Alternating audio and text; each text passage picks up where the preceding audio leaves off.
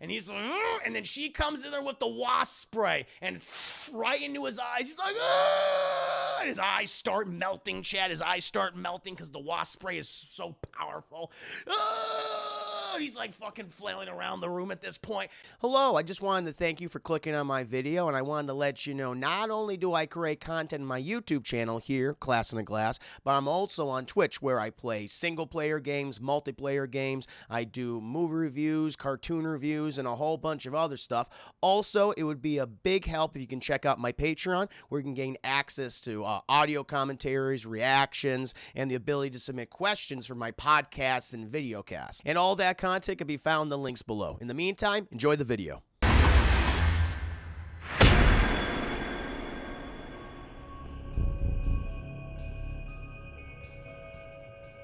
But again, chat, just a reminder, I'm going to be doing a spoiler review, a scene-by-scene breakdown to Hush 2016. Got to be specific because there's 1,500 movies that are called Hush. Then Chad will be doing Batman Animated Series, Episode 34, The Laughing Fish. It'll be wonderful. It'll be a gas. And then after that, we'll be playing some Aliens Fire Team and some Jackbox Party Pack, chat.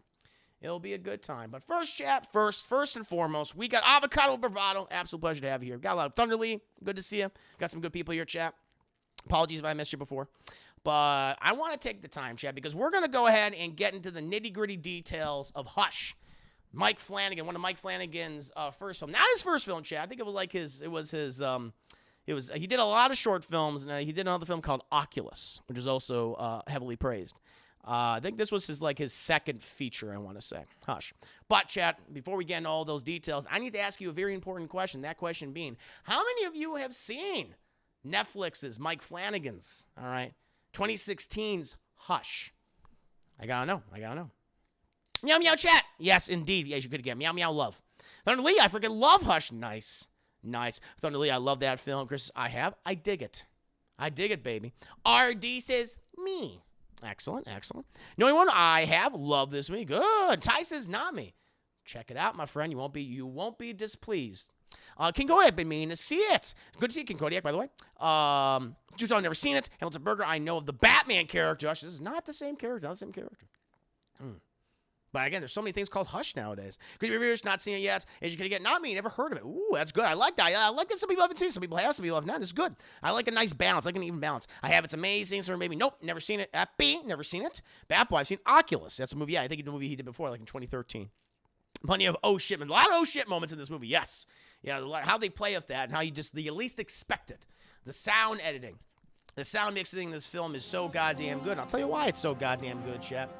Indeed. I don't think I have, but I read the comics. Different Hush, I would imagine. Unless they did a comic adaptation I'm not aware of, but that'd be kind of cool. Avocado Bravado, thank you so much for the... How many biddies is that? For the 10 biddies. Thank you. And Ty, another 22 biddies. Let me read these comments right here, chat. I saw it with the cousins at the cabin, knowing nothing. Ooh, that's a good way to see this movie. Nice. It's very much a cabin in the woods scenario, chat. It's a home invasion movie. And I really like those. Very simple to make. I mean, you can make some bad ones, of course, but I like that premise because you're already cheering for the protagonist against whatever the outside threat is trying to get in, you know, or you already feel invested. And, you know, I'll get into more details in a bit. Is a new Batman movie based off a Hush Riddler aspect? I think it is. I think they are inspired by it. We're going to see. We don't know at the end of the day, but I would say so. The Riddler's design is very reminiscent of something like Hush, and I think they might be combining both characters, but calling him the Riddler. But yeah, I don't think you're far off at all, Ty. Matter of fact, I think you're quite correct. But yeah, so this is good. I like that we have a nice balance here, chat, of people who have seen the movie, have not seen the movie. I've seen this movie several times. I remember when it initially premiered on Netflix. Chat. Netflix actually, I think, bought this. The movie was put up to sale when it premiered at TIFF in 2015, chat, the Toronto International Film Festival, and eventually made its debut at South by Southwest, I think, in 2016, and then eventually, after, it made its debut, it went to Netflix, and for me, this is what exposed me to Mike Flanagan for the first time. Mike Flanagan, in case you don't know, he has done stuff like Oculus, as I mentioned before, this movie. He's also the creator behind The Haunting of Hill House, chat, the Netflix series. he also did the Ouija prequel, which, the original Ouija movie is awful. It's a sucky film, but his prequel is actually pretty goddamn good. This comes from someone who doesn't really like ghost movies. I was very entertained by it, chat. And he did one of my favorite films in the last few years, Dr. Sleep, chat, the sequel to Stanley Kubrick's The Shining, which, I love both of them. He did such a great job. I can't wait to see what his next project is going to be. So I'm a pretty big fan of this director's output, chat. But this was the original movie that first exposed me to him. And again, like I said, I'm already a sucker for a home invasion movie, and it's a very simple premise where it pretty much follows a cast of characters, which I think is like 5 characters in all. Yeah, it's only 5 characters in the movie, and where it primarily focuses on a woman who has recently moved to a very wooded area, chat. She's moved from New York City to the woods with this like kind of cabin. It's modern day. I'm not talking like log cabin shit, but it's like a modern day cabin. It's all the amenities that you need. It looks very, very nice. That's the kind of cabin home I want, chat. And she's being stalked. She's being hunted by this individual in the mask, chat. You don't know why he's doing it. You don't know what his motivation is. He just fucking likes it. He likes, like, one of the things, the common phrase I'm going to say in this movie, chat, he likes playing with his fucking food. Loves playing with his food, chat. And the reason why he's playing with his food, the reason why he thinks he has an advantage over this woman, chat, played by the way, it has, like, the 2 noble people in the film. You have John Gallagher as the hunter, as the man in the film, chat, the killer, if you will. And the other person being Kate Siegel, who is actually the wife of director Mike Flanagan. She's also been in The Haunting of Hill House. She's in a number of other projects as well. But the reason why that the hunter, the man, thinks he has an advantage over this character, chat, is because she is deaf and she is mute. And he thinks, well, I can fool around with her. I can just play with her, and it'll be an easy kill. But little does he know, chat, she's far more capable than he expects. And it's that very much that cat and mouse kind of movie, chat, where it goes back and forth, where he has the advantage, then she has the advantage, and then it goes back to him, then it goes back to her, and it just plays out this way. And some other elements are thrown in there as well. And it's just, and again, it's a very minimalist film. It's pretty much, we're just at a house in a cabin. That's pretty much it. But it was made for $1 million, but it's done well. It's shot well. The sound and sound mixing and sound editing is perfect, chat. It's fucking quick pace. It's under an hour and a half. Really, I think the total runtime, if like not counting the credits, like if we count the credits, it's about 1 hour and 22 minutes. I think if you take the credits out, I think it's like 1 hour 19. So it's pretty short, and so it gets to the stuff very, very quickly, which is what I admire. But it's like, we get to the killing shit like 10 minutes into the movie. I'm like, I love that. I love that. Deadpool, thank you so much. Thank you so much, Deadpool, the 10 biddies. Don't wait for another 5 biddies. I'm a huge fan of this guy with Hush, Hill House, Dr. Sleep so far. So yeah, I feel like that as well. Turns out the woman is Echo from Marvel Comics. Fair enough. And Asian Kitty Cat resubscribing. Thank you so much, tier 2 months subscribed. Thank you, Asian Kitty Cat. Again, it's an absolute pleasure to have all of you guys here. But as you can obviously tell, I'm very giddy to start talking about this movie. I like this film. It's like, if I ever, like, I always thought if I ever gotten into filmmaking, this is the kind of like movie I would like to make first. It's like something very minimalist, but still it's slick. It's paced well. It's short. Only has a few actors. You're in one location primarily. It's the kind of movie that the idea of directing a blockbuster or writing a blockbuster is just so scary to me. That's like so many elements at once. But like something like this where you're in a lot of control. It's shooting one location.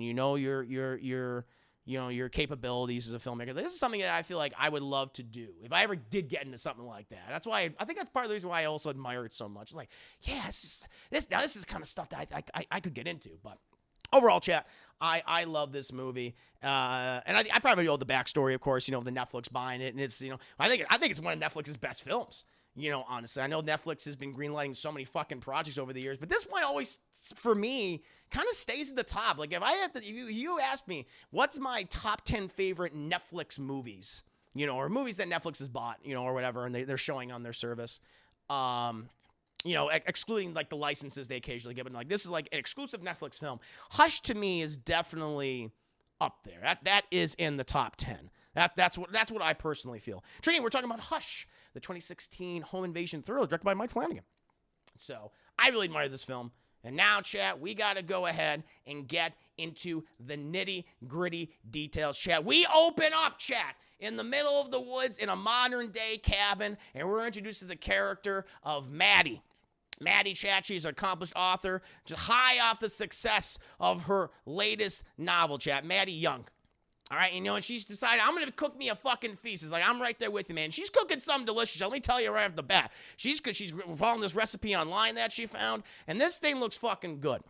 All right, it's like these prime ribs. First of all, she's making these fucking prime ribs, chat, which look delicious. All right. She's also got some rice boiling in the bowl and, a pot, chat. She's got this white wine sauce that looks perfect. Got some fucking asparagus in the pan, chat. Santi asparagus. She's making herself a fucking meal. It's like, you deserve that, man. You deserve that. But as we're watching, chat, because it's really interesting how Mike Flanagan plays with sound. Because first we hear all the sound, and he slowly pans the camera around Maddie until once we get to a certain place by her ear, when the camera focuses on her ear, boom. No sound. We hear nothing. And this occasionally happens in the film. Sometimes there's a complete absence of sound. Other times I think it's cool, because originally Mike Flanagan, this was his idea. Him and his wife, Kate Siegel, who plays the character of Maddie, they want to do a totally silent movie where it's everything from Katie's perspective. So you don't hear anything, but they thought, well, since audiences nowadays just aren't used to silent movies at all, they instead want to only occasionally have complete silence, and it's only a couple times in the film. And the other times when we typically hear or see from Katie's perspective, which I think is really interesting, is we hear kind of this modulated sound. And it's very, very faint. And what they did was, and that was very interesting, they used they recorded certain sounds with a sonogram machine, chat. Like, when you're checking someone's abdomen or something for whatever, or when you're using it on a pregnant woman's belly, let's check on the baby. It was that. And that's why it has that sound. I just really, really like that. It's so clever. Because actually, when they first shot the movie, they had to completely redo all the sound for the film. The dialogue was already good. That was fine. But, like, all the sounds in the house, they had to re-record it because it sounded so, like, weird and off. So it's like, again, the sound mix and the sound in this film, really goddamn good. But, chat, she's cooking a fucking feast, and it looks delicious what she's making right now. But we realize, oh, shit, she's deaf. We were like, all right, you're like, you feel sorry for her, and, but it's okay, Chad, it's okay, because she is a successful, independent woman. And all of a sudden, Chad, we hear someone knock on the door, but she can't see him. She just spots this person, and it's Sarah the neighbor, Chad, good old Sarah the neighbor. And she has this book in hand, and we realize it's Sarah's book.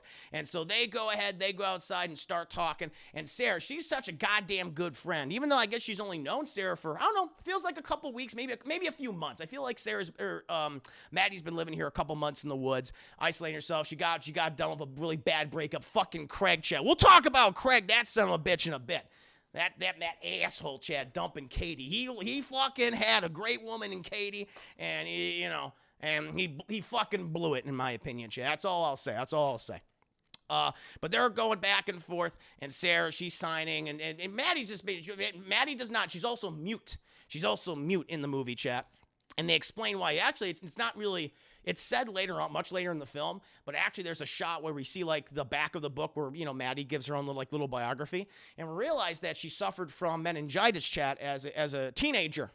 And what happened was it caused her deafness, but it also affected her vocal cords, so she can't even speak either, chat. But in any case, she's, Sarah is signing towards her, and Maddie's like, well, I already read lips, you don't have to sign. But she's like, I know, but I want to learn. And she's like, oh, thank you, I appreciate that. And they're having a fucking nice conversation, chat. She's saying that she loved the book, and like her husband John's gonna be coming over, and they're like, hey, do you want to come hang out with us? Because you're kind of all alone on here. I mean, she's like, oh, I'm doing okay. It's always a pleasure having you here, but the breakup. She's like, I totally understand. I totally get it. And you want to be alone. She's like, yeah, I have my moments. She's like, I get those moments too. Totally get it. Well, I'm gonna leave you here, but thank you so much. But oh no, chap, because she's like, I see something in the house, and we see smoke. We see all this fucking smoke, and we hear this. This alarm is just going off, and this really bright blinking light is going on. They're like, oh shit, and they go in, and it's like, you forgot to turn the oven off. You started to have a half-hour conversation on the deck. By the way, the deck of the cabin is beautiful, Che. I can see myself coming out there with a nice cup of coffee and some eggs. some eggs or something, chat, just enjoying the woods, or at night having a couple of beers, having a couple of cold ones, chat, some whiskey or something. Perfect. I love this house. It's wonderful looking. And they go in there and the fucking oven's like, just kill me already. And they open up, chat, and it's all fucking burned. The prime ribs, it's dead, chat. It's just dead. And Sarah, she gets that. She puts it in the fucking sink and just has to turn the water on. It's like, it's over. It's over. And Maddie, she's like all kind of flustered because she was gonna eat that shit. She deserved it, chat, but she was talking and she forgot, and her mind's been just crazy ever since the breakup with fucking Craig, chat. And she also turns off the alarm, chat, which it's two different alarms. There's an alarm where you can just press it. You can press it, it's right on her table, and it's like super bright and loud. And even Sarah's like, wow, that is just really, really loud. And Maddie explains, like, I need it to be loud, not because I'm only be able to hear it, because she can't even hear this thing that's going just fucking blaring, chat. It's like, oh my God. It's like a megaphone, it's like 1,000 megaphones in one. It's too much.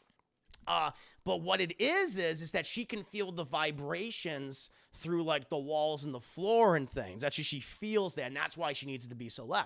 And so Sarah's like, oh, I understand. And dinner's ruined sadly. And she's like, you sure you don't want to come over and eat? She goes, nah, I'm good. I'm okay. I'm just gonna work on my novel. She's working on another novel, chat, and she's got to come up with that ending. And Sarah's like, I understand. Writer's block, totally get you. And she's like, well, you go at you let me know if you need anything. I'll see you later. Also, I will say, Mike Flanagan, he has a love for the booty because he likes to focus on booty butt shot. He's kind of do that. We see Sarah's booty butt. She puts her phone in her back pocket. And so it wasn't just a gratuitous ass shot, chat. But, Sarah's got some nice pants on. She's a lovely looking lady. And then she leaves and she walks into the woods, chat. We assume back home. I guess they're neighbors. But, they live a good distance away, or whatever it is. Maybe like, let's say, I don't know. I don't think it's like a mile or anything like that. But it's a good distance away. And so at that point, Maddie, she's like, Sarah leaves, and she also sees on her phone, because she gets a little message from Craig. Craig sends her a text, chat, this fucking guy who, left her, broke up with her or whatever. And he does the typical fucking thing. I was thinking about you today. And she's like, Craig, and she just deletes the message. Like, I don't want to think about you. Eventually, chat, she goes and works on her novel. She can't come up with the ending. She's written seven goddamn endings, chat, to this thing. And she has no idea how she's going to end. She's going between 1, 2, 3, 4, all the way to 7. And just nothing's working for her. Eventually, she sees, she's like, I got to get on FaceTime because, she's feeling horny. She needs Craig, and so she goes to FaceTime, and she's like, I'm going to call him, and she calls him, but then she immediately hangs up because she doesn't want to talk. She's of two minds, shit. Just like her ending, she's of two minds. She doesn't know what she wants to do, but then he fucking, like, that's a sign, like, she wants to talk to me, and he calls her fucking FaceTime, calls her Skype chat, Skype, also calls her on the phone, and she's like, I don't want to deal with this. No, thank you. And then she starts cleaning up the kitchen, chat. This is like my only big criticism of the movie is that she just decides to throw out all this food. And I'm like, why? The prime rib is fucked. I understand that. We can all agree.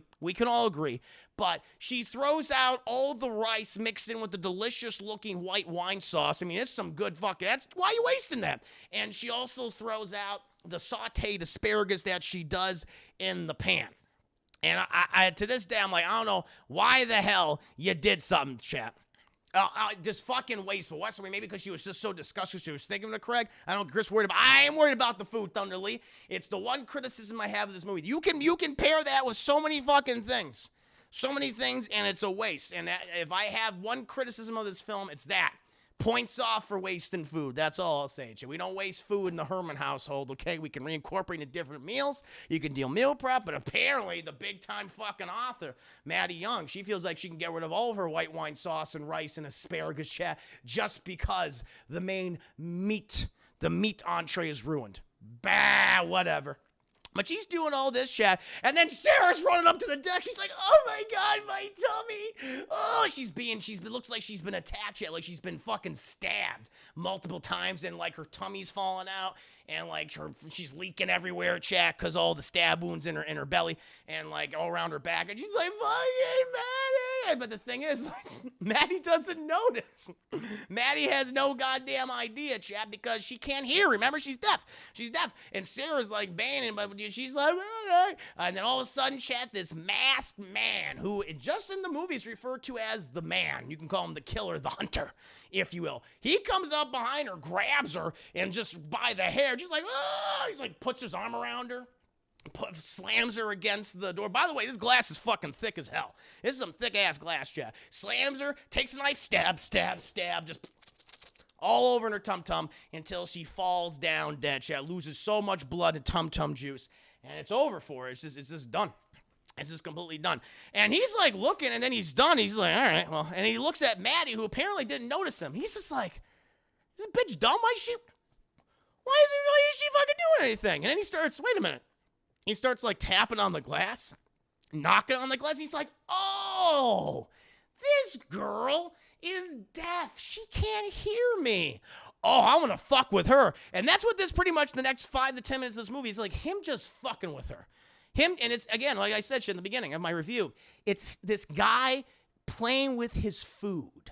He's like, I know she's deaf, and therefore she's at a disadvantage, which technically she is at this point. But he underestimates her, chat. He underestimates her and ends up being his undoing, but we don't know that yet. But, you know, and he just starts doing some creepy stalker shit at this point, chat. He drags Sarah's body away, chat. All the tum-tum juices just all falling out on the deck. Just got to pick up the extra intestines and just smush them back in there. He's like, all right. But he does this. And then we get some really effective building of tension in these scenes, chat. And it's very, very subtle.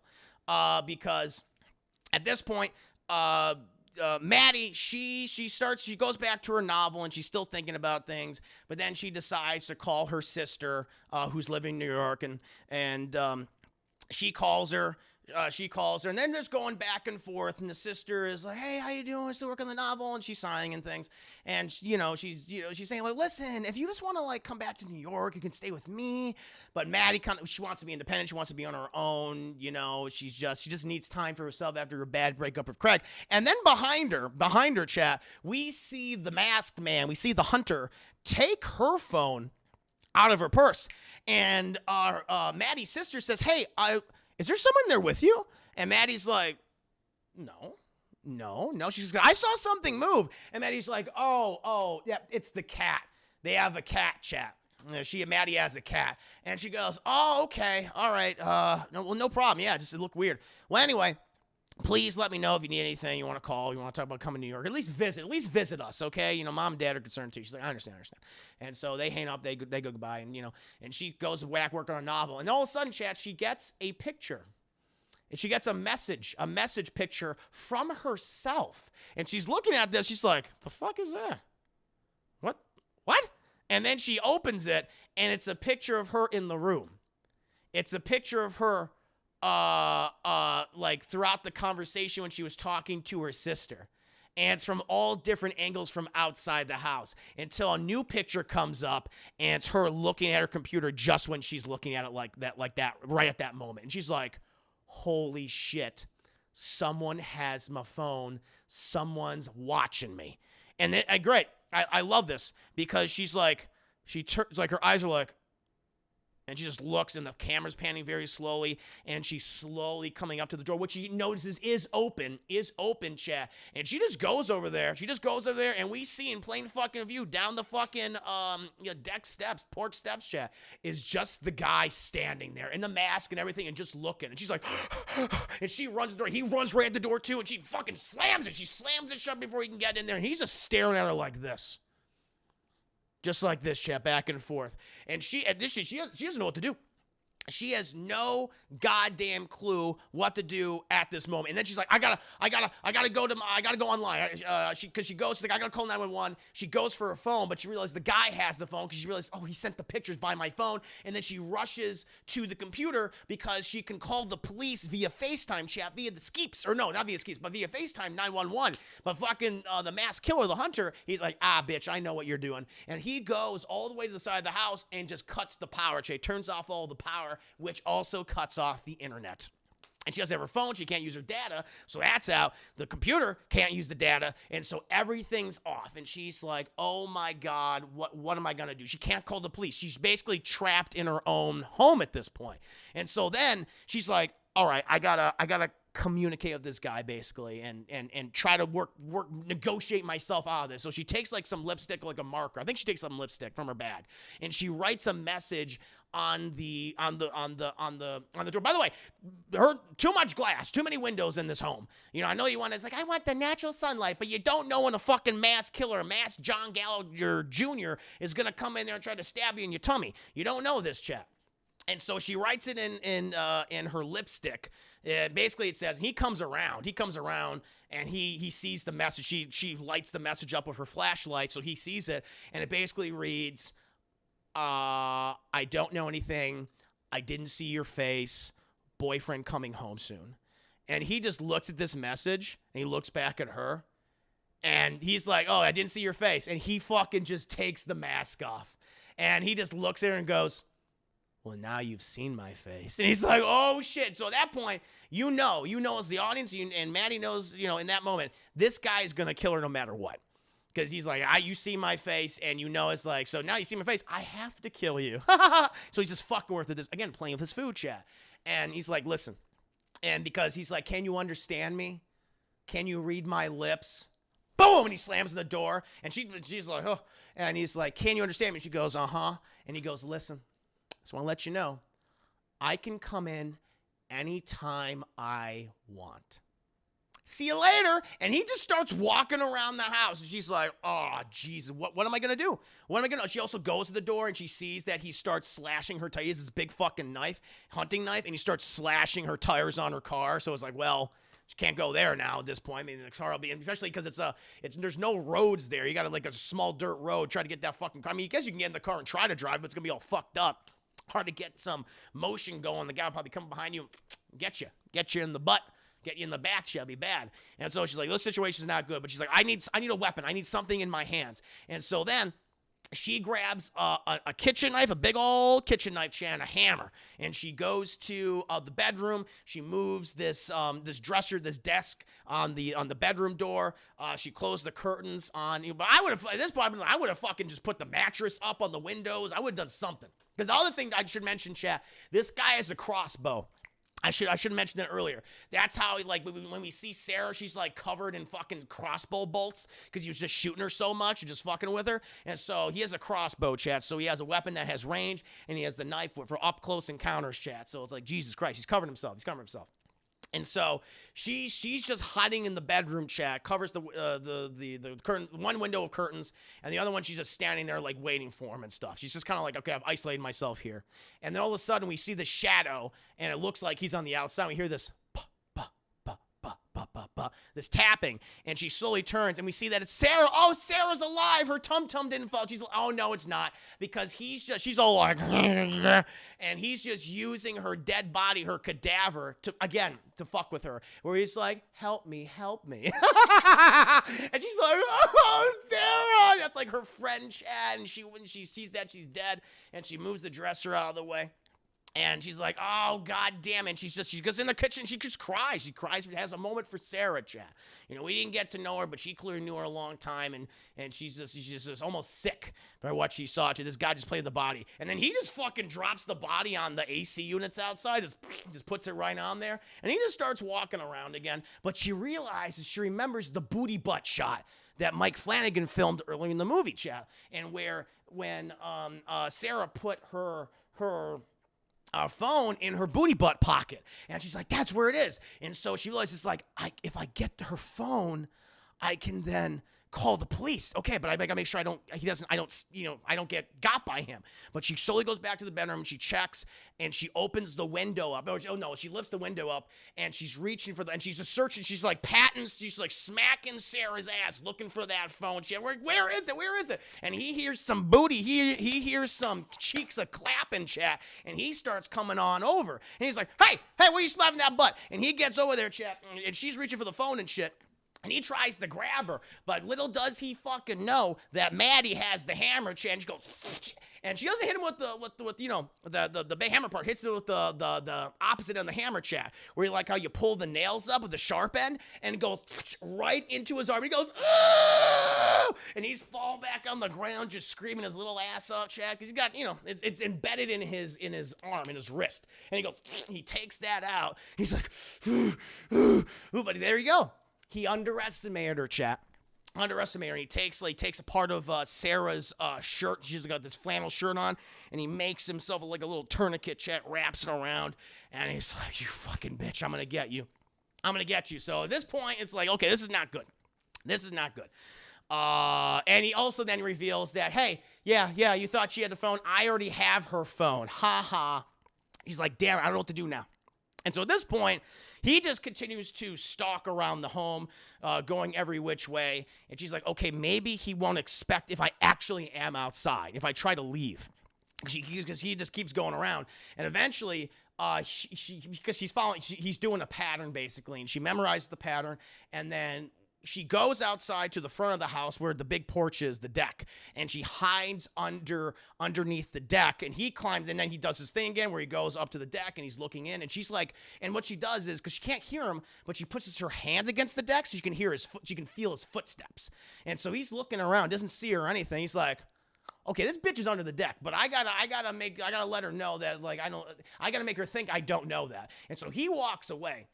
And then she looks like he's going on the other side of the house. And then she just takes off running. And then whew, we see a bolt. We see a crossbow bolt whiz by her fucking head, almost brains her. She almost brains her. And immediately she starts just running back. She starts running back to the house. She gets in there. And she slams the door. And it's like, it's too late. It's too late. Like, I'll get you next time. That's what's going to happen. So, the situation is getting worse. Every time she tries to escape, like, it's not working. But she's like, okay, maybe if I properly distract him. And so her next strategy is she goes up to the top floor of her home, and she opens one of the windows as he's continuing his path. And she opens the windows. She gets on her on a roof, which is made of metal shingles, by the way. So that thing's gonna, you one wrong slip, you'll slide right off that sucker. And she's also like climbing on the gutters too. Like, she's kind of tiptoeing over the gutters. How she doesn't make any noise, I don't fucking know. But she's doing a good job. She also has a flashlight.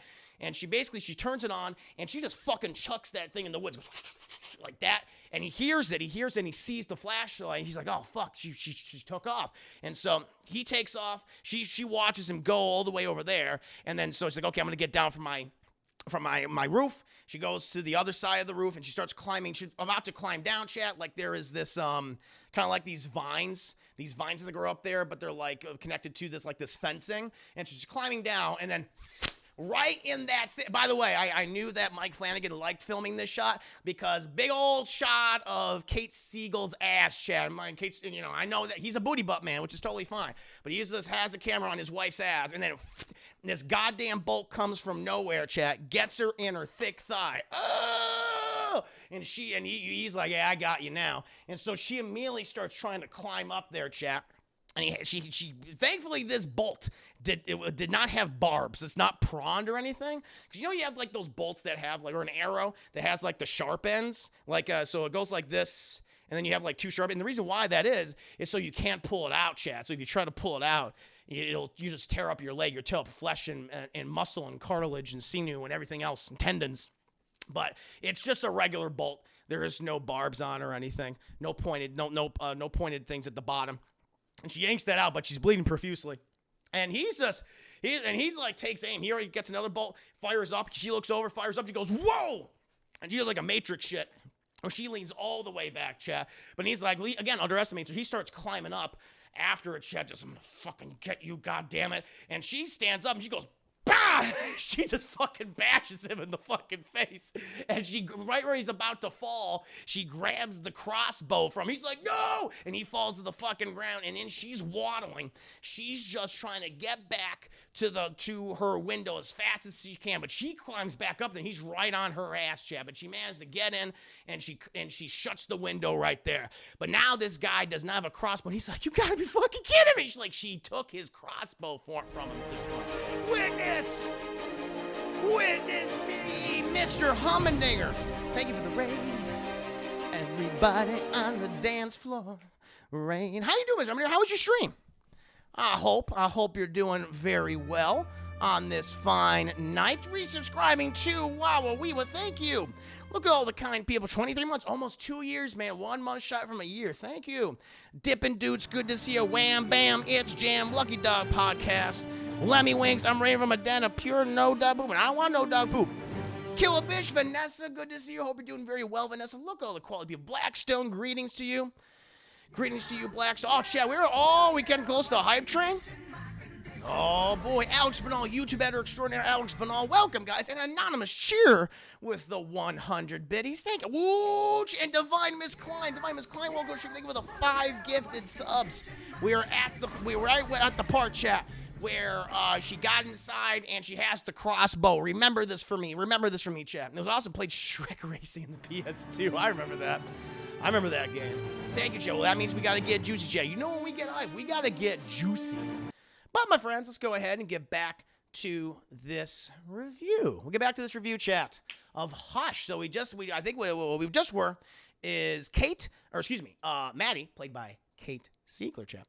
She just stole the crossbow from John Gallagher's The Man, the Hunter. He fell down, and she just got back in the house through the second story window. He tried to go after her. He's like, this fucking bitch stole my crossbow. He's mad at himself. He's also laughing at himself. He's like, he can't fucking believe it. He can't believe it, chat, that this deaf girl took it from him. And at this point, Maddie, she's kind of hurting, chat, because she goes to the bathroom, she crawls to the second story bathroom, chat, and she's like, because she's in so much pain because she's bleeding profusely, and she takes her pants off, chat, and she gets some of that isopropyl alcohol, chat, and she gets like a rag or something, like biting down on it, and she gets the wound, and she just starts pouring all that isopropyl alcohol, chat, right in the deep, all that meat and blood is just.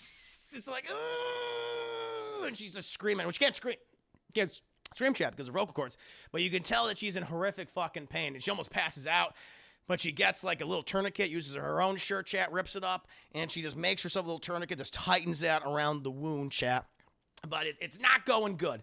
It's not going good at this point. Like, she knows that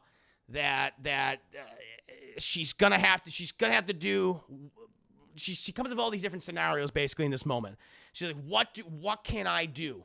What can I do here? You know, like she just doesn't know. But meanwhile, chat, while John Gallagher, he's looking in, we see someone walking up. We see someone walking up the steps. That's not. He's like, who the fuck is this? And this person starts knocking on the door, and he's like, hey, Maddie, it's John. It's Sarah, husband John, chat. John does not know Sarah has been stabbed in the tummy and is dead. He does not know this. And he sees like the writing on the thing. He's like, what the hell's going on here? And all of a sudden, John Gallagher, the man, was like, hey, your hands. Let me see your hands. He's like, whoa. And he's like, let me see your hands, sir. And he's like, and the hunter, he's pretending to be a cop in this instance, chat. And the guy's like, okay. He gets like, get on your knees. He's like, I'm on my knees. He's like, what do you got? I need ID. He's like, okay, let me get your ID. Let me see your hands. He's like, okay, I'll give you, I'm getting my wallet. And he gets his wallet out of his pocket, and then he gives it to John Gallagher, who takes it, and he says, it's all part of the fucking ruse, Chad. It's all part of the fucking scheme. And he opens it up, and he's like looking at all this stuff. Meanwhile, we cut back and forth to Katie. She's trying to get the crossbow to work. She's trying to load a bolt into it, but she keeps struggling with it because she doesn't know that she has to stand up. There's this little like hinge on like at one part, and then you put your weight on it, and you can lift the string. The cord basically set, and then put the bolt in there. She doesn't know that, but she's struggling. She's crying. John Gallagher was also looking at her when trying to do it, and that's when he heard John coming up the steps. And John's like, what's going on here? He's like, we got a call. We got a call from this residence, about a possible intruder. And this guy, when I got here, this individual, he tackled me at the ground. Couldn't see him at night. Tackled me at the ground. Took my weapon. He's somewhere on the premises. We believe he's somewhere in these woods. And the guy goes, oh shit. Oh, guy's like, who are you, sir? Are you a friend of the person in this house? And he's like, my wife always comes over here and they visit, and she wasn't home tonight. I don't know what's going on. He's like, okay, I understand. And John starts being suspicious because we notice, like on John Gallagher, he doesn't look like a cop. He does not no distinguishing things on him. That he doesn't present his credentials, his ID, his badge, none of that. He's in a hoodie. He's in a hoodie. Looks like he's got hunting gear on. It's like it's weird. And the John starts asking him, "So you came to this house because you heard? Yeah, we got a call. We got a call." He's like, "Okay, all right. Are you with the local police?" He's like, "Nah, deputy off. I wasn't on call at the time, but I lived nearby, and I said I would take it, and that's when this happened, okay? You know, I mean, the guy just rushed me, and I think I lost my ID in the thing. I give it to you, but I think I lost." And he goes, "Yeah, okay, sure. And they continue this conversation the entire time. Oh, I forgot to mention, John Gallagher he takes trophies throughout the movie. And for Sarah, he took like her earrings and he's like holding them up and he's like mocking Maddie with them. Like he's like dangling them in front, like in the window and stuff. And he puts them in his pocket and things. And he's like, "Hey, listen." But John's really suspicious because he doesn't see a fucking car nearby. He doesn't see a goddamn car. He's like, "All right, I don't think this guy is who he says he is." And then the hunter is like, "Hey, can I get your phone? I'm going to call 911. I'll get some people on here. We'll get back up." And he goes, "Yeah, sure." And he gives him the fucking phone and he starts calling. He starts doing all this fucking police jargon, which just sounds like bullshit. And then he puts the fucking phone back in his pocket. And then him and John keep talking. He's like, "Hey man, can I have my phone back?" And he goes, "Oh, yeah, sure." So he's trying to make sure he doesn't have anything on him. The thing is, John, what John Gallagher's doing, what the man is doing is that he's looking at John and he's sizing him up. And this guy is about 2 heads taller than he is. He's muscular. He's physically well built. And John's a scrawny little thing. He's like, "Oh, this ain't good. I'm not be able to take this guy in a straight fight." So he's basically trying to take as many things away from him so he can take him down, chat. He's sizing up his prey basically. And when the hunter goes, he takes the phone out, but the fucking earring chat comes with the phone and it falls on the deck floor. And so, the hunter doesn't notice this, but John sees it. He looks at it and goes, "That's my fucking wife's earring." But he doesn't like make a big deal out of it or anything. It doesn't look like he notices, but he takes the phone back. And at this point, like he knows this guy's full of shit. And they're just going back and forth, and they're waiting for like a while. And we constantly cut back to Maddie, who's struggling with the crossbow still. But eventually, John's like, "All right, this guy's fucking full of shit, and I gotta bamboozle him basically." He says, "Hey, I think there's actually a key, like that Maddie keeps under a rock right here." And he goes, "Is this key to the house?" He goes, Yeah. I think that's where it is." And he goes, "Oh, okay. And so he goes down there and he looked for the key in the rock. Meanwhile, fucking John, he grabs this big fucking rock, which is like part of this like little plant setup that Maddie has, and he's about to he's gonna brain the man, chat, the hunter. But then Maddie, she suddenly appears at the door, and she goes, "Oh," she's like blaming the door, and it distracts John. And then fucking the hunter goes right there. It was so quick, chat, but he has the knife and just puts it right in his throat. And it's like, what the fuck just happened? You don't even know. Like he stabs him so quick in the throat, he takes it out, and he just starts blood just coming out.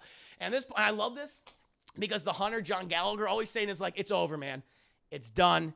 It's over. You can't do it. You can't do it. Just sit down. Just sit down." Like he's like, "You're dead. You're already fucking dead. This is happening." All right. He's like, "Ha. And Maddie's like, "Oh no!" Like she's so upset, and like this guy's just fucking bleeding to death and everything. And the hunter's just like, "I probably wouldn't have been able to take you in a fight, man. I mean, you're definitely significantly bigger than me. This is the only way it was gonna happen, And he's like, "There you go.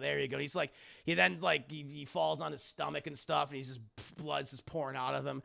And it's like, "Yeah, man, I probably couldn't have taken you." And then John goes, "Whoa!" And he just jumps up. He takes the last of his strength to just thrust himself on top of the hunter, chat, and just starts pummeling the shit out of him. He's like, "Oh, and all that shit." Eventually, they're grappling on the fucking ground. And then John grabs him. He grabs the little hunter and just starts trying to strangle him, chat. See, what I would have done, chat. It's like, okay, if I'm going to die, like at that point, like I'm bleeding so profusely, it's not going to stop. I'm going to die, I'm just going to start gouging and biting. So I'm just going to go, I mean, he's the kind of guy, like, I'm going to use my fucking muscles to, like, she's basically trying to choke him out, the hunter. At this point, I've been like, nah, man, I'm gonna take chunks of you before I leave this earth. So I would just be biting that fucking face, going for the nose shaft, going for the lips, going for the ears. I'd be gouging the eyes. I want to eat your eyes. I'd be like, I'm gonna eat you. That's what I would do. I'm going to eat you before I'm dead. You gotta do it, Chet. But he's just doing the typical, I'm gonna choke you out. He's like, and he's choking him out, but he doesn't have enough strength to, and eventually he passes. He dies. He dies right there. We then cut to phrasing. I'd eat him. Phrasing. Nom nom.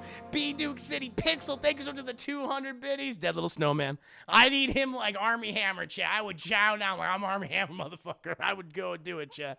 You gotta, like, I'd make him hurt. I would make him hurt. Be easy to fucking spot. That's what I'll say. You'll see my chompers. You'll see my chomper marks in his face or wherever else. But John does die. He does pass because he just loses so much blood. He just passes away. So him and his wife are fucking dead. Chad, it's very sad. We then cut inside the house where Katie's just, oh, that's the thing. Because Katie, she's in the house because she just saw John die. And she's basically having like an internal monologue moment. It's the first time he actually gets dialogue where she's talking to herself, basically, but then within her own head. And she's basically running through all these various scenarios of what she can do. Like she could take out through the back, and we see like the hunter come up behind her with like a brick and just starts smashing her fucking face in. So like all that. We see one where she goes and hides under the deck again, drags her out, stabs the shit out of her face and her tummy. Other various scenes, like all these different scenarios of her trying to escape. Her just sticking around. She's like, well, she's bleeding profusely. It's not stopping. And so she'll bleed out. She'll eventually die. And if he gets in here, he'll kill you. That's the situation. That's it. So you can't run. You can't hide because you're going to bleed out and die. And if he gets inside, you're fucked. You're dead. And she realizes the only thing that she has left, the only thing that she knows that she can do in this moment is I got to kill that motherfucker. I have to kill him. That's it. That's the only thing. And so while we cut outside and the hunter, John Gallagher, he's basically just searching the guy. He takes his fucking trophy, he takes his watch, and he's like, hey, you're a big motherfucker, aren't you? He's like, oh, your cigarettes, man, your cigarettes. And he's like, hey, man, hey, John, these things will kill you, dummy. And he just fucking starts lighting up. He's like, you know what? How much weight do you have? Like 50 plus pounds on me at the very least. 75 pounds on me. Muscle. About 1.5 feet taller than me. Yeah, man. If I didn't stab you, you would have fucking killed me. And then while he's, just laughing, monologuing himself, we see the little cat. We see Maddie's cat. And there's this big fluffy. He's a big floofer chat. Big floofer cat. And he's like, hey there, little buddy. How you doing, kitty cat? Hey. And he goes down. The cat's like, meow. The cat doesn't fucking know. It's like, it doesn't know. It doesn't know the difference between its owner and a killer, chat, a psychopath. And he goes down there, he checks the tag, and the cat's name is Bitch, which I think is quite funny. I'm like, oh, how appropriate for a cat. And he sees that it belongs to Maddie Young and everything. Sees that it belongs, that her phone number and stuff. And it's like, oh, come here, you. No. We're going to have some fun, you and I. I'm sure Maddie's going to love seeing you just staked on her fucking door. And he grabs the cat. He's about to just gut it, like right there, Chad. Then, and this bolt. Oh! This bolt comes out of nowhere, Chad, and just hits him right here above the shoulder. And we see Maddie he was distracted, Chad, by I'm going to gut this cat. But he was distracted. And Maddie's just standing out there with the crossbow fired at him. It wasn't a kill shot, though. He's like, what the fuck? And he rips it out. And he just bolts right towards her. She's like, I'm gonna fucking get you. I'm gonna get you. And she's like, oh, fucking shit. And so she immediately tries to go back in the house, chat, but she drops one of the bolts that she needs because she only had 2 bolts because the other one that was lost, and she only had one more. That was the last one, and so she gets in the house, but then she's like, oh shit, and because she's on the ground, she reaches for it, but what he does is that he grabs the door and he slams her hand right in there, chat, like her wrist is right there. She's like, oh, and he just starts stomping the shit out of her hand, Chad. And you hear the bones cracking. You hear the meat, Chad. And by the time he's done stomping, her hand is just so... It doesn't look like a hand. It looks like a crab. That's the only way I can describe it. It looks like a crab because this part is like much bigger and all these are split. Like the thing in between... like your knuckles right here, that's all split, like this is all fucked up and stuff, and all the fingers are bent in every direction, chat. I think the only thing that's good is her thumb, but that hand is now fucking completely useless. She fucking drags her hand back in, and she's like, I'm just vomiting because she's in so much horrific pain at this point, and he's just out there, it's like, yeah, gonna fucking get you, bitch, and then eventually she's just like, Sarah looks like she's gonna fall asleep right there because, you know, so much pain, so much blood loss. And she literally just goes to her thigh and gets some blood, pulls up a little blood, and she just writes out something. He's like, what? And it says, come inside. It just says, come inside. And he's like, starts laughing. He's like, that's funny. And then right at the bottom, she writes, coward. And he's like, all right, okay, all right. And he goes back to the car. And he gets the tire iron out of her car chain. He comes up and he just starts wailing on the glass. Oh, but that's some thick fucking glass. He just starts wailing. That stuff is pretty hard. It's like, shit, okay, I thought it was going to be break instantly, but no. Some really thick glass. And she then goes to the bathroom, chat. She goes to the bathroom with the crossbow, and she just waits there, and he stops. And we're just there with her in the bathroom. She has the crossbow like this. She's just sitting there, like, just waiting. When she takes a kitchen knife, she also grabs a kitchen knife, chat. She does grab a kitchen knife. Thank you for the 50 biddies. This shit sounds insane. It's super good, Bilbo Baggins. It's on Netflix right now for free. Check it out. Thank you for the 50 biddies. Bilbo Baggins on the top. But then she's in the bathroom. She has like a kitchen knife at the ready. Like, at this point, this is my last stand. He has to come through this fucking door. He has to come through the side window. And that's it. So she's like, whatever. But she's like, like, she's blood loss is affecting her mind. She's almost falling asleep each time.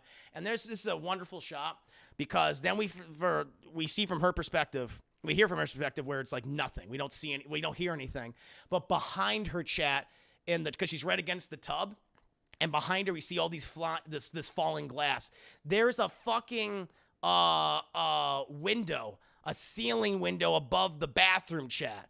And we never saw it. It's like, oh shit, because we see this moonlight hitting the bathtub, and he crawled up on the roof and is coming down there, but she can't fucking hear any of the glass falling around. She can't feel the vibrations. And he lowers himself into the tub directly behind her. And he takes out his own knife. Because that's the thing. I think he talked to John earlier about Kate, about Maddie. And how she had meningitis, and how she's a mutant, and that she's deaf, she can't actually sing anything. And he's behind her, and he goes, yeah, there's something about that doesn't fly with me. There's something about that whole thing that you can't scream, bitch. I bet I can make you scream right here. And he does like a little laugh, and she feels his breath on the back of her neck. And she's like, he's behind me. And right before he's about to just fucking stab her, like right at the neck, right in the neck and the spine, she just right in there, just twist and kill her. She fucking turns, she has the knife in her one hand, because her other fucking right hand's just completely fucking busted at that point. He has the knife in one hand, and she turns and goes, boom, right into his thick thigh. She's like, ugh, and she twists the knife, and he's like, ugh, and she like breaks it off. He's like, oh God. And she just books it. She books out of the bathroom, and he's like, and she's trying to fish out the fucking knife that's in his thick thigh. She had tore up all that meat, that thigh meat. And she goes to the kitchen, and she's like, I need a knife. And she just falls down. She's like right against the sink at this point. And she's like, fucking shit. Like, she can't do it. But her sink is open, and we see all these different, sprays and things. We see, some, tabletop cleaner, wasp spray, chat, bug spray and things. And he fucking gets out. He's just fucking hobbling. He's bleeding profusely. And he's like, I'm going to fucking kill you. And he comes up there with his knife. And he's just about to stab the shit out of her, chat. And he's like, ugh! And then she comes in there with the wasp spray. And right into his eyes. He's like, ugh! And his eyes start melting, chat. His eyes start melting because the wasp spray is so powerful. Ugh! He's like fucking flailing around the room at this point. And then she grabs, remember that booper? That was the fire alarm which you could activate herself, which is battery powered, so it's not connected to the electricity of the house. And so she activates this, and then that super loud fire alarm goes off, and she's just like forced it into his face. He's like, ah! He's all freaking out and shit, but he just flails and he hits her, And she lands up on the fucking ground. His eyes are all like, at that point. And he just gets on top of her. And he just like, you fucking bitch. He's like, starts choking her shit. And he just starts slamming her head. But meanwhile, they're fighting. They knock over a whole bunch of shit that was on the kitchen table. And the one thing that's in arm's length is this corkscrew, this wine opener, chat. And she's just like slamming and she's like, oh, also, really cool scene beforehand, really before he finally breaks in. I forgot to mention this, but she does something really cool where she goes to her laptop and she basically writes really quickly what she knows of the guy. Like she writes down what his, that he's white male, green eyes, about 5'9", and she basically a tattoo on neck, like certain defining features, injury on arm, that kind of shit, crossbow bolt injury, and she writes, dad, mom, her sister's name, I love you, I died fighting. And I thought that's so fucking awesome. What a great way. She's like, I'm gonna probably die. But she wrote that message, closed the laptop. I forgot to mention that before, but it's so cool. But then we cut back, and he's like just choking her, slamming her head against the thing. She's almost passing out. But she grabs the corkscrew with her good arm, her good hand, and goes right into his neck, chat. And the corkscrew goes, and she pulls that shit out like a ton of throat meat comes out. And he's like, and he's like choking on his own blood, and boom, just falls forward like ass up in the air, asshole up in the air, chat. And she just goes, just pushes him off of her, and he's just, and he's dead, and she's just like, and she gets up. She fucking reaches in for his phone, chat, or whoever's phone it was, the John's or Sarah's or her own phone, and she just dials 911, and she just leaves it right there, and she just goes out to the deck, chat, and she just sits there, just, and the cat comes up, meow. Man, cat like not giving a fuck, just meow. And shit, and we see the sirens shout, we hear the sirens, wee woo, wee woo, wee woo, wee woo, and eventually the camera's panning around Maddie until we see from her perspective, chat, where it's silence, it's nothing, and then she smiles, and it ends, and that, my friends, that is 2016's Hush, directed by Mike Flanagan, starring his wife, chat, Kate Siegel. Also, John Gallagher as the man, as the hunter. John Gallagher Jr., chat. Excellent. Cat, did I miss anything? Heck, fuck, she saved that cat's life. That's the thing she get. Meow. Whatever shit it is. But that, my friends, is Hush. Very short movie, chat. Again, this is under an hour and a half. It's about an hour and technically 19 minutes. And then you have like 4 or 5 minutes of credits. About 4 minutes of credits. Very short movie, but great. Great film. If you love home invasion movies, if you love thrillers, you'll dig the hell out of this, chat. It's a great watch. Great review. Thank you, Hamilton Burgers. Thank you, Sir Baby. Great review. Thank you. Can go to Cat. You can eat that body. That cat would start eating her immediately, chat. No one would think with the 5 minutes. Clap. Brilliant movie. I love that it knows what it is. No, it is. Bill Blaggins, thank you. Amazing review. Thank you, because we give you a fish. Thank you, guys. No, everyone knows donating right there. Thank you, good no-name woman. Oh, Dippin' Dudes, thank you for the host spreading the word of the Revenite chat. There's the words going out there. Hopefully, not only to get more Revenites, but also them huckleberries. Them friends, them followers, Chaz, I like to say. Thank you. And Chubby Brunette, thank you for the follow. You're my new huckleberry. I'm sorry I missed you. That was in the middle of my review. I was in a fugue state. I was talking about the film itself. But no, Chubby Brunette, absolute pleasure to have you here. Good to see you guys. Ooh, Firewolf, welcome. Good to have you here. Yay. I came late, but this was a lot of fun. Check out the VOG, check out the full review. I knew this would be a fun one. Because it's just, and what's so interesting is like there's so little dialogue in this movie. It's mostly just choreography. That's really what it is. It's just choreography. You know, the most talking that we get is in the beginning of the film, and the one portion when the hunter and John, that character, are talking to each other. Most part, for the most part, no one's saying anything. It's just this choreography. And it's funny, apparently, Mike Flanagan, the director, and his wife, Kate Siegel, they worked out like most of the choreography in their own home because they had planned to film in a house that was very, very similar to theirs. But when they were scouting for locations where they wanted to film with the limited budget that they had, they realized that there was not a home that was like theirs in the area they eventually filmed in. And so they were like, shit, so they have to rework all the choreography. But it was a great effect, Jeff. Woo, RD! After the guy shot, he went from cool and collected to this. What was this? What's this link you got here? Oh, it won't work. It's not letting me open it. It's not letting me open it. It's not doing nothing. Oh, here we go. Humans, you're not worth the flesh you're printed on. Fuck this cowboy shit. That's about right. Well, then there, motherfucker. Yeah, well, I'll show this. I'll show this off, chat. You can check this out. This is funny. That's about right. That's about right, I figure. I don't know what the hell this is. Oh, no. Hold on. Hold on, I gotta play this in the beginning. You're not worth the flesh you're printed on. Fuck this cowboy shit. You fucking hold dunk, podunk. Well, then there, motherfuckers. That's about right. I say so, Chad. The white, yes. Kate Siegel also co-wrote. Him and she and Mike Flanagan co-wrote this movie. Yeah, no, they're a power couple, Chad. They're a power couple of talent. They did such a great job. That's a meme. I love it. That is some meme material, Samurai Sister Slice. I agree. No, thank you again for sharing that, RD. But yeah, Chad, there is the review.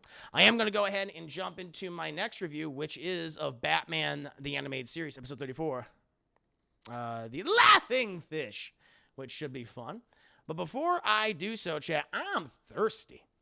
I'm a thirsty boy. So if you don't mind, I'm going to go ahead and refill my beverage, chat, and I'll be back in just a second. Stick around, you crazy kids. I shall return.